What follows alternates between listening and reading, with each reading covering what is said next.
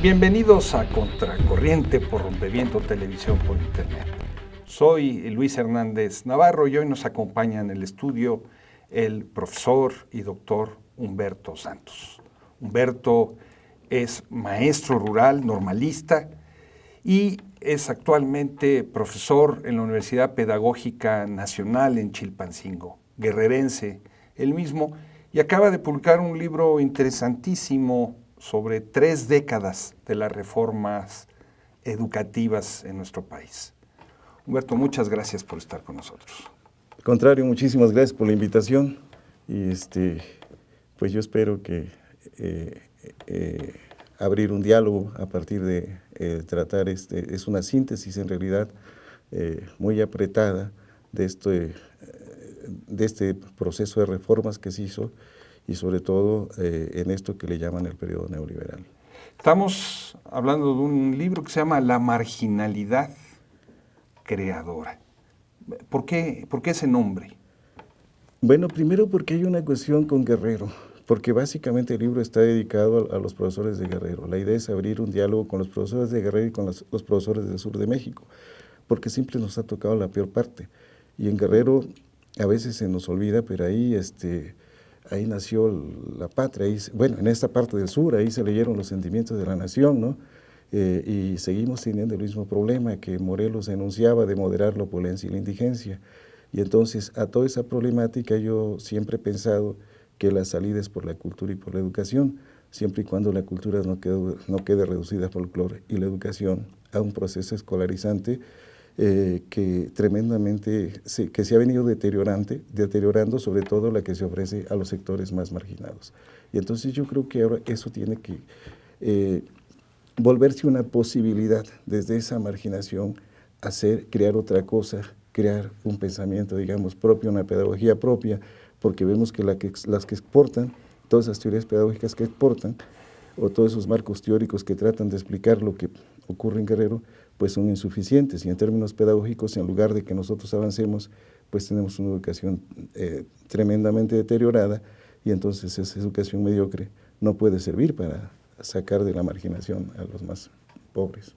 Humberto, un estado también que es la cuna del movimiento liberal en México, con la Revolución de Ayutla, que juega un papel clave en la Revolución Mexicana, que tiene educadores de la talla de Altamirano y maestros tan significativos para los profesores mexicanos como el profesor Otón Salazar o Genaro Vázquez Rojas, Lucio Cabañas. Vaya, no estamos hablando de una región ahí simple y sencillamente olvidada, ¿no?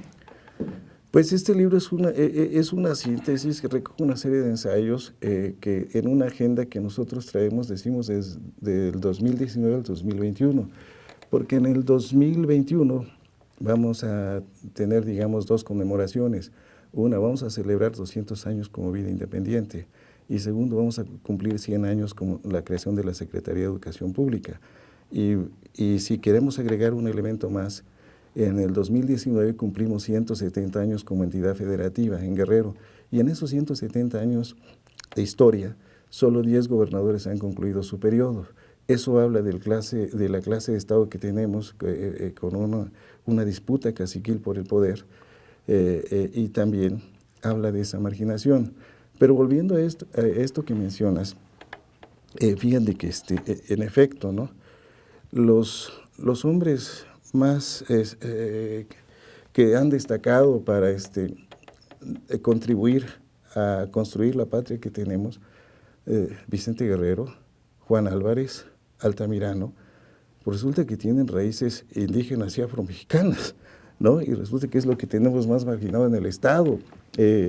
Ahora, si a eso le sumamos el resto de movimientos, pues entonces vemos que ha habido un esfuerzo de los guerrerenses de manera reiterada por trascender este tipo de situaciones, pero pues también padecemos una especie de maldición por el tipo de clase política que nos ha tocado, ¿no?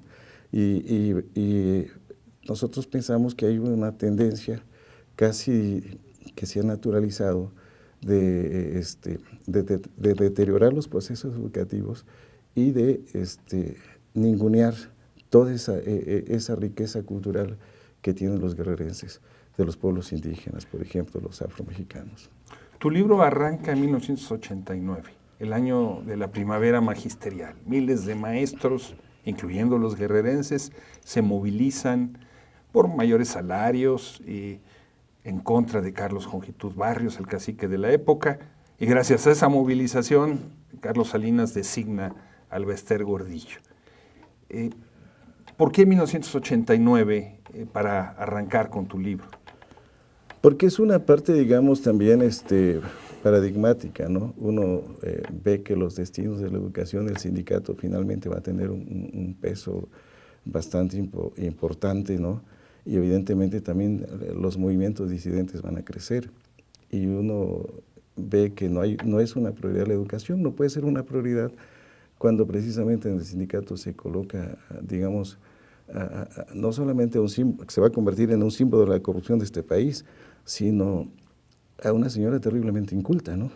Entonces, eso pues habla de ese desprecio por la cultura y por la educación de la escuela mexicana, ¿no? Porque también los posteriores secretarios que va a haber en ese periodo, pues vamos a ver que no es posible dialogar con ellos sobre la problemática educativa, y todas las reformas que se van a instrumentar van a dejar fuera lo que es el corazón del problema.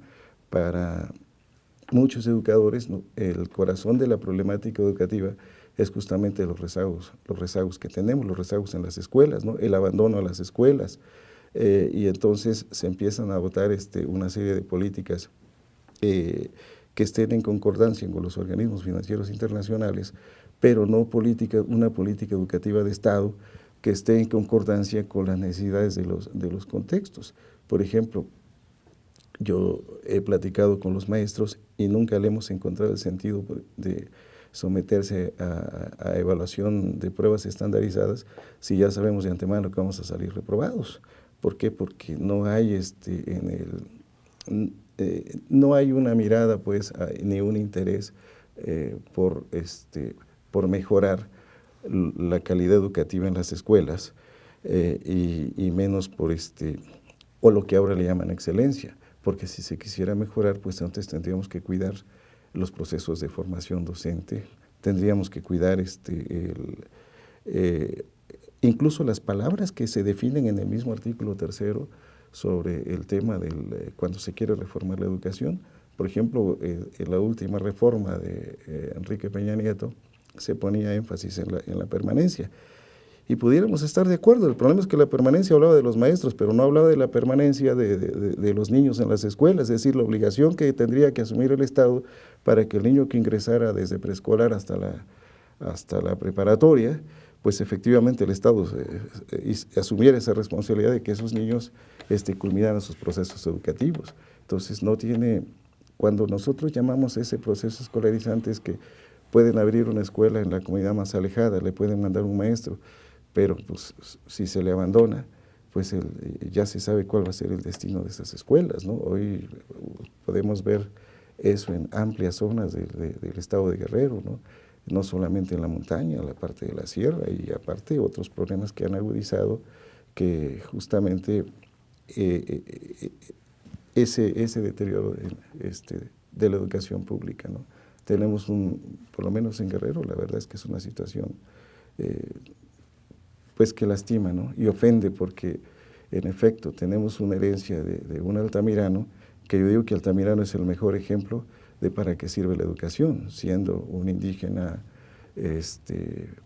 una persona de origen indígena pobre. Del municipio de Tixtla. De Tixtla, que en ese tiempo pertenecía al Estado de México, pero que tuvo la fortuna de que había un pensador sensible, quizás el más brillante del liberalismo del siglo XIX, que era Ignacio Ramírez, que creó una beca para estudiantes pobres y que luego se hizo su maestro. Y entonces, una buena educación pues permite que a la gente superar esa marginación, ¿no?, de la que estamos hablando.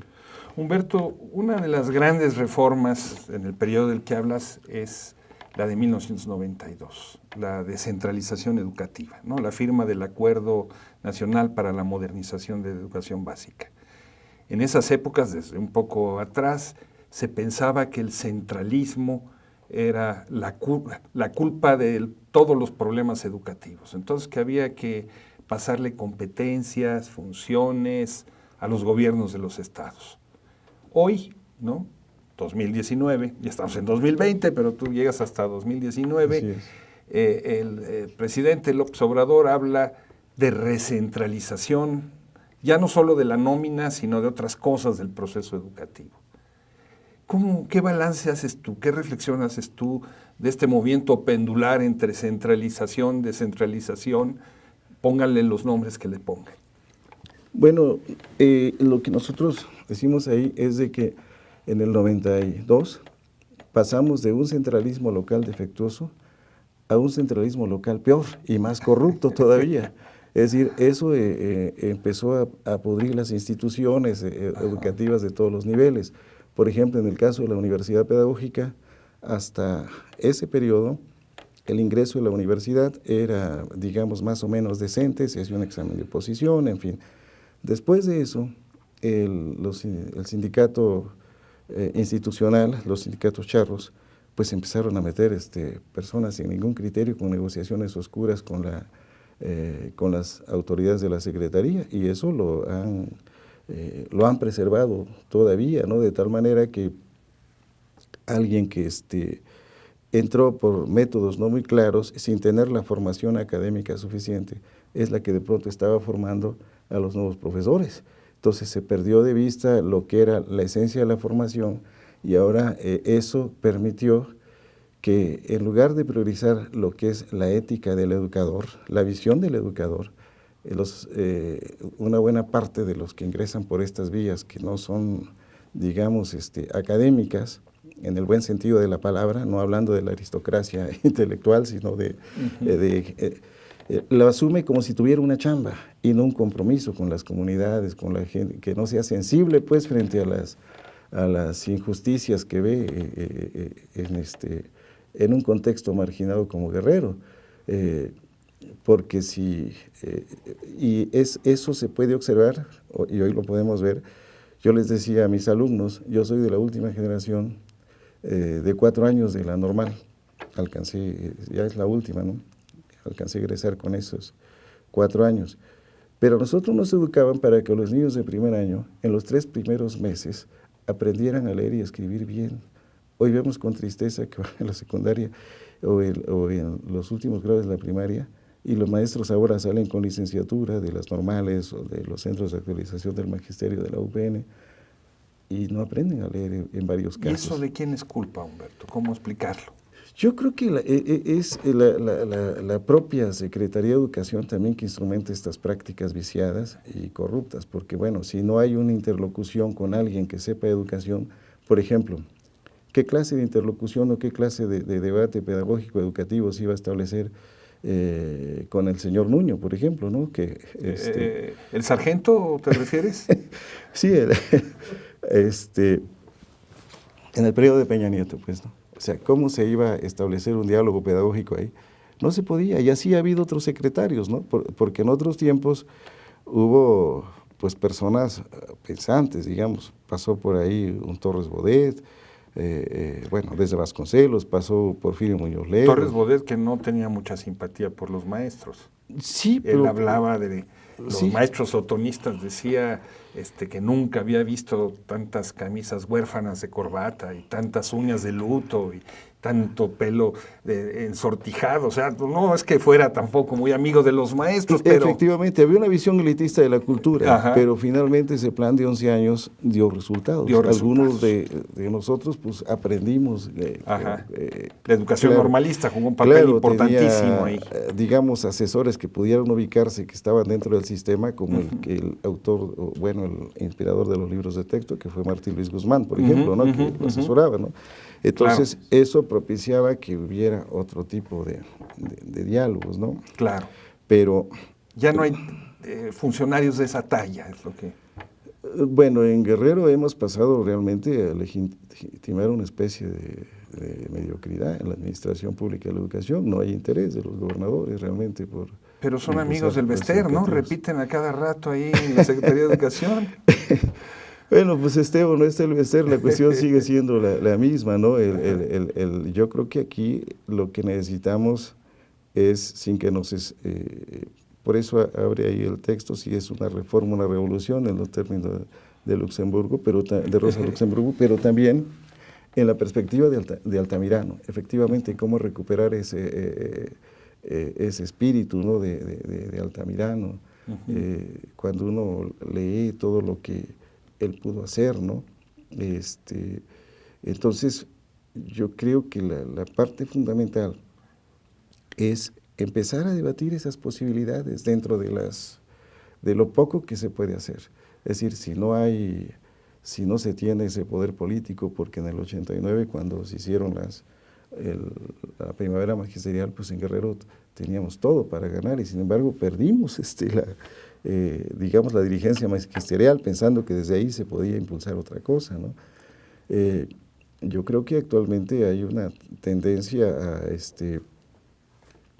a desnaturalizar la escuela, a abandonarla, y hoy con los desplazados por la violencia, pues el problema se agudiza, ¿no? Claro, hay la esperanza en de que el presidente, no sé, yo tengo, por llamarle así, una hipótesis de que este 15 de mayo que viene tiene que definir su política educativa, ¿no? Como que no hay una definición clara en eso que llaman la nueva escuela mexicana, entonces se tiene que definir porque no se puede caminar en esa ambigüedad, ¿no? Pero decir que se tiene que definir implica que no se ha hecho. Pues yo no veo esa claridad todavía. O sea, la nueva escuela mexicana… Mi falta de información. ¿Tú lo ves como un cascarón carente de contenido? En esencia sí, porque pues vuelvo a reiterar, no se ve de qué manera se puede atender los grandes rezagos educativos, ¿no?, que se observan en este caso en el estado de Guerrero, ¿no?, que es lo que a mí me toca ver de más cerca, ¿no? Claro. Estamos hablando de un estado en donde abundan las escuelas unitarias, las escuelas multigrado, ¿no?, en donde si la media nacional es del 40% de las escuelas primarias como escuelas multigrado, me imagino que en Guerrero será mayor, ¿no? Maestros que tienen que atender simultáneamente a grupos de primero, segundo y tercero, o cuarto, quinto y sexto, con niños que llegan sin probar bocado en la mañana, muchas veces caminando, que están allí, a veces van a la escuela como si fuera un estacionamiento, ¿no?, mientras se van a otro lado, de migrantes, en escuelas que tienen techo de lámina o varas. ¿Esa es la realidad de Guerrero? Pues uno quisiera que no fuera así, pero la mayoría de los casos esa es la condición de abandono que tienen las escuelas, y no digamos en los medios rurales, incluso en las colonias que hay en Chilpancingo o en Acapulco, por ejemplo, ¿no? Digamos, hay escuelas migrantes para los indígenas en Acapulco, pero bueno, las encuentra uno olvidadas en las colonias marginadas ahí, ¿no? En condiciones pues lamentables, ¿no? Y en todos los niveles hay este tipo de situaciones. Por ejemplo, en el nivel de preparatoria hay escuelas que le llaman escuelas incorporadas, ¿no? Acaban de hacer una protesta a los profesores por la condición marginal que tienen, y bueno, pues el Estado no tiene respuestas frente a eso más que volver a las tentaciones represivas. O sea, lo que tú sostienes, Humberto, es que todas estas reformas, cuando aterrizan en Guerrero, estas reformas impulsadas desde arriba, desde el centro del país hacia Guerrero, no contemplan la problemática específica. Es que no hay una lectura contextual de Guerrero. Y a Guerrero se le conoce desde la raíz o no se le conoce, pues, porque de pronto los estudiosos que hacen, los estudios que hacen desde diferentes campos, pues de pronto como que no entienden muchas cosas que ocurren en el caso de Guerrero, ¿no?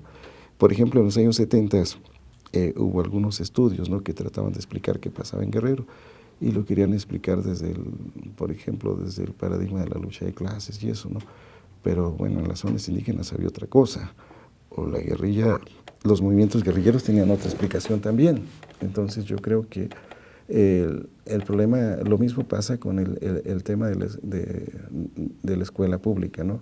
Guerrero tiene una tradición magisterial y voy a dar un ejemplo nada más. En Guerrero, en los años 90 todavía, durante mucho tiempo lo que más se producía eran profesores y abogados. Éramos de los estados con más normales públicas en el país.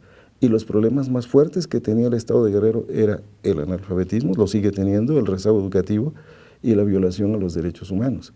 No es casual que en Guerrero se haya creado la primera Comisión de Derechos Humanos, antes que la nacional incluso, porque era un reconocimiento explícito de que en Guerrero se violaban los derechos humanos. Luego, a esto hay que agregar otra cuestión. Los casos emblemáticos de violación a derechos humanos no se han resuelto en el país, los resuelven las cortes internacionales, se tienen que litigar allá. El caso Radilla, el caso de Inés y Valentina, el caso de los ecologistas, y yo no sé cómo vaya a terminar el asunto de Ayotzinapa. Y eso debiera preocupar no solamente al Estado de Guerrero, sino un proceso que tú has acompañado mucho. Sí, pues en la medida de lo posible, ¿no? Ahí por la misma vinculación con el magisterio, ¿no? El mismo vínculo que hay con los compañeros normalistas también. Humberto, a raíz de la Alianza para la Calidad de la Educación, también con Felipe Calderón y Elbester Gordillo, ¿no?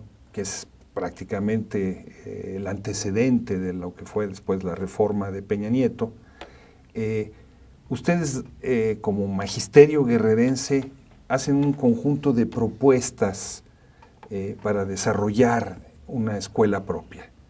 ¿Qué propuestas son esas? Bueno, de ese movimiento surgieron 4 propuestas en el caso del Estado de Guerrero, ¿no? Que se vinculaban al movimiento nacional de la CENTE. Uno era efectivamente crear un proyecto educativo propio, ¿no? Que se denominó Escuela Altamiranista. El otro era hacer propuestas para una política de Estado para que las ocurrencias sexenales pues no terminaran haciendo lo que hacemos ahora, ¿no? De que desde entonces decíamos que se empezaba a presentar una tendencia que el crecimiento del desempleo fuera en los sectores universitarios y que entonces estábamos formando candidatos al desempleo y a la frustración. El otro era un proyecto de evaluación propio también, que no era para la autocomplacencia, sino para hacerlo incluso más radical. Y uno más que tenía que ver con lo que llamamos en ese momento un centro de investigación para la formación precisamente de los maestros, pero desde su propio contexto educativo y de sus propias necesidades. ¿Y qué balance harías tú de esas propuestas? ¿Han caminado? ¿Han tenido dificultades? Había una más, la creación de una subsecretaría de Educación Indígena, que en ese tiempo se pensó para atender a los pueblos indígenas. Sobre todo la montaña y Costa Chica, ¿no? Así es. Pues yo creo que no se avanzó lo suficiente. Ahí están, los compañeros la siguen manteniendo, pero me parece que no se le ha dado la suficiente atención, sobre todo en el tema de la llamada escuela altamiranista, que, bueno, digamos es una buena idea, pero hay que darle sustancia y contenido y que tiene que sostenerse en una formación distinta de los profesores. Y eso es lo que platicábamos incluso con los muchachos de Ayotzinapa. Le decíamos, toda esa rebeldía, si ustedes le ponen un poquito de la parte educativa, la parte pedagógica, pero vinculada al contexto social, pues esta escuela sería un paradigma de formación docente para el país. Has mencionado a lo largo de esta charla Altamirano en distintos momentos. ¿Es la estrella polar, es la brújula para desarrollar una propuesta educativa en Guerrero? Yo creo que tiene elementos muy importantes, ¿no? Importantes en el sentido de la congruencia, ¿no? En el sentido de la ética. Y yo digo, apenas se va a celebrar un aniversario más, este 13 de febrero, decía que fue consecuente hasta en una cuestión central. Decía, nací en día 13, me casé en día 13 y me moriré en día 13. Y así fue. Así fue. Finalmente ya tenemos el tiempo encima. ¿Dónde conseguir tu libro, Humberto? Híjoles, pues aquí está el señor editor de Trinchera. Yo creo que con él. Es un libro promovido por la revista Trinchera. Así es. ¿No? Un semanario guerrerense de noticias de actualidad. Agarran las papas calientes, ¿no? Corren riesgos, denuncian y sacan libros ahora. Pues esa es la intención, ¿no? De abrir un diálogo con los sectores guerrerenses, sobre todo con los más marginados. Esa es la idea. Y discutirlo con los maestros. Pues demostrar que la pobreza, es decir, que los pobres piensan, que Guerrero piensa, y que ese pensamiento del sur puede transformar la educación, puede transformar a la sociedad. Humberto, muchas gracias. Al contrario. Ustedes, amigos, amigas, pues por los caminos del sur ya nos fuimos para Guerrero y ahora ya nos vamos. Nos vemos la semana que viene aquí por Rompeviento Televisión por Internet.